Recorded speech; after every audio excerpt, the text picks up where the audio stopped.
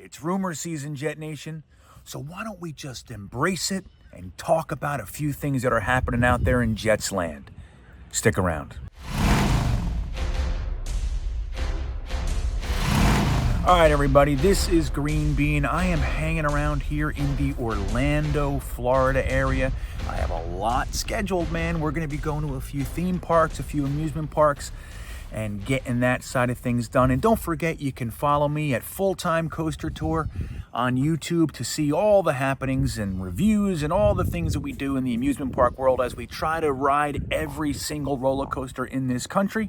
And you can also listen to my GreenBean Jets pod at GreenBean Jets Fan on YouTube as well. And don't forget to like and subscribe right here on Jet Nation's YouTube page. And visit jetnation.com for all the Jet talk you can possibly stomach. There's more there than you can handle, I assure you. So, like I said, it is rumor season. Now, there's lots going on. This is the season of smoke and mirrors. Everybody's putting reports out there, trying to get people to think this or that or the other thing. But there are a couple definitive kind of themes going on right now. One of them that's most important, I would say, is the Robert Saleh coaching hire. What does it mean? Should we expect great things from him? Is it just another, dance with a first-time head coach that will ultimately fail for the New York Jets? I mean, don't forget, we've had 8, if I remember correctly, 8 first-time head coaches.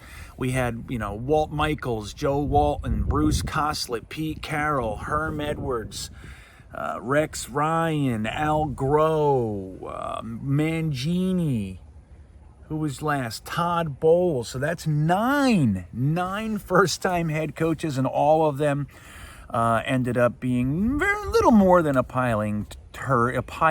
steaming pile of turd sauce. So let's hope Robert Saleh is different. But I wanted to talk to you guys about a little reinforcing words from someone who should know. So Kyle Juszczyk, the fullback from the San Francisco 49ers, was interviewed this week on one of these talk shows. Forgive me, I do forget what talk show it was, but he said these words. He said, Robert Saleh's pre-game pep talks are so good that they make you want to smash your head through a table or light yourself on fire.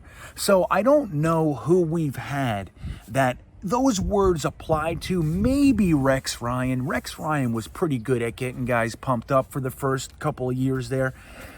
It did end up souring, because once you're not winning, you say you're going to win the Super Bowl a couple of years, you fall short, people are still motivated, they still believe in you, and then it starts to decline, you start to lose, yet you're still filled with bluster.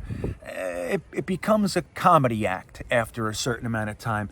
So the Rex Ryan piece might have been in the same category, but I think Saleh has a different air to him. It's more calculated. It's more, it's more precise. It's more adult. That's the word I'm looking for. It's more adult than what Rex Ryan came and brought. Rex Ryan would start trouble with players in the middle of games. Screw you, you suck, those kinds of things. And again, it worked for a while. But I think Saleh is more adult about it. He's just talking about why you guys are the best team on the field, why those opponents of ours are not in the same stratosphere of what we are if we work hard and all that sort of jazz. So hearing Kyle Juszczyk's words about what Saleh brings to the table is really, it's motivating to me, and it's uplifting. So I think, guys, one of the things as we move forward, hoping that this new staff of ours has the makings of a successful staff. I think hearing former players, we've all heard Richard Sherman and his support of Robert Saleh, but hearing Kyle Juszczyk's words really adds to that, and it's very consistent. And I think that we have reason to be excited, which is a very, very good thing. And not for nothing, who knows, maybe we're going to be bringing that guy over here to fill that very important fullback role in this particular type of offense. The Kyle Shanahan offense has a prominent role for that position. And if LaFleur takes a lot of what Kyle Shanahan's offense is. Who knows, maybe we need that role as well. I am hoping that Trevon Wesco can fill that role. I really do believe in that guy, and I think that he was mismanaged, but when he did play, he did some pretty positive things there. With the blocking, his strong suit is blocking, and that's unquestioned. But I also think that he has way better hands than he was given credit for, and I think that he could really fill that role. But who knows, maybe Kyle Juszczyk is coming over. He's expensive for a fullback, so that might be prohibitive. So what's another one? The Deshaun Watson stuff will not seem, it's not going away, guys. It's not going away. Now, a lot of us hope that this was going to happen already, and I made a few videos saying that I do think Deshaun Watson is going to be our starting quarterback. Now, it's funny because I got off of that tip for a little bit, started talking about other things because it quieted down. And I had quite a few comments like, hey, what happened to your boy Deshaun Watson? You guys are funny out there. People love to take that moment and poke you in the ribs. Yeah! They love to do it. So let me just make this clear right now. I do think that Deshaun Watson is going to be the starting quarterback for the New York Jets in 2021. That's what I think. Now, the capital involved, the assets that we use to gain him as a starting quarterback, that's where a lot of us disagree. Now, people are saying that they think we should offer them a blank check. Whatever it takes to get Deshaun Watson in jet green, that's what we should do. Now, I happen to disagree with that. I think that the Houston Texans are in a hole, and we should let them know that. This guy is refusing to play for you. So if you want to be stubborn and all that jazz and just let him sit there and ruin the asset, that's your prerogative. You can do that. But nobody out there that you're talking to about trading has an asset as valuable as what we have. We have the number 2 overall pick, which gives you choice of every quarterback in this draft not named Trevor Lawrence. So even if it's Miami, don't forget, Miami can trade them the 3rd overall pick, and we could take the guy that they covet. So that's a very McCagnon type of move. Trade everything that you have to move up to a spot where you still don't control your own future. And while I still think that trade was ultimately positive, we at the time, I think it's silly to trade all those assets away and not know what you're going to be able to do. Still have to depend on other teams and their moves in order to make the moves that you want to make. So they can do that. They can take the 3rd overall pick and whatever else Miami offers, but nothing is as valuable as the 2nd overall pick. Don't forget that even when you look at the draft value chart, the main one that everybody uses, the difference between 2 and 3 is a 2nd overall pick. It's the value of pick 50. So that's a large gap between picks, between 2 and 3. In the middle there's a value of number 50 overall, which is a 2nd round pick. Okay, so that's an incredible gap. So again, and even when you just simplify it, it's all about not being able to take the quarterback that you want. So what if they want Justin Fields? That's the guy that they want to replace Watson with, and we take him. Now you're left with a guy, Zach Wilson or Trey Lance or whatever. You want to be able to get your guy. So we have discrepancies and differences about what the value should be.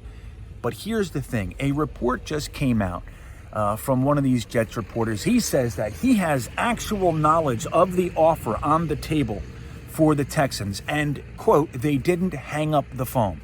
So the offer is this from this reporter.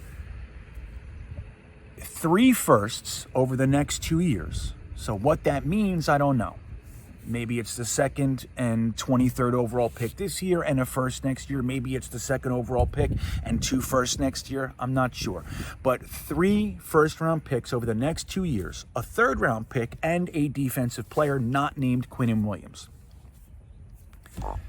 Is that the deal you want to make? Do you want to give them 2 first-round picks this year or 2 next year, leaving us with none 1 year? When you have 4 picks, if you're using 3 of them, 1 year you're not going to have any, right? I mean, it's simple math, and that's the kind of math I can swallow. Simple math, 2s and 3s and 5s, those are the things I can handle as far as math is concerned. So is that the deal that you want to make, especially when one of those picks is going to be the number 2 overall? A pick so valuable that we have not, in all of our suctitude over the past 2 decades or so, we have never had a pick as valuable as this pick that we have right now. It's the most valuable asset we've had since 1997, when Bill Parcells had the number 1 overall pick, chose to trade it, and really a poor trade in my opinion, especially looking back, but I thought it was poor value then. So anyway, we have not had an asset as valuable as this number 2 overall pick since those days. So with all the years of being terrible, we still have not been terrible enough to have this pick. So whether or not it's picking a quarterback like a Zach Wilson or a Justin Fields, you could do that with it, or you can trade it back and gain numerous firsts for the next 2 years. You could do that, absolutely. There is no question in my mind that you could bounce back once or twice and gain all kinds of picks for the next 2 years. You can gain seconds and additional firsts and all that stuff. People are going to be willing to pay it. So that pick is worth more than that. It's more than a singular pick. So do we want to add that and then add 2 more firsts and a defensive player and a third? For me, that's a little rich for my blood. Now, when you look at the 4,800 yards that he threw for in a 4-12 year, 70% completion percentage, all those types of things, 33 touchdowns and 5 picks, I think it was, and he got sacked 49 times. So this is a guy that is leaps and bounds better than any quarterback that we've had. And are you not going to get him for a simple first-round pick or something, which you don't even know if he's going to work out? So there are ways to look at this, but the report is pretty firm. We don't know if the report is real, but that's an interesting thing, that we offered 3 firsts, a third, and a defensive player for Deshaun Watson, and they didn't hang up the phone. So what do you guys think of that? Is that something that you want to do? What do you think of Robert Saleh and his ability to get us to the promised land? He sounds like a motivating guy. Hearing Kyle Juszczyk's words were pretty damn good. I mean, pretty good. That's what they were to me. So anyway, let's talk about it, shall we? Is that deal a little too rich for you? Are you perfectly fine with making that deal? Do you even think it's cheap? Is it a deal? You getting Deshaun Watson for cheap if you do that? Me personally, I'm not so sure. So what do you think about it? Let me know in the comments below. I look forward to hearing your thoughts. All that said, and no matter what happens, go Jets.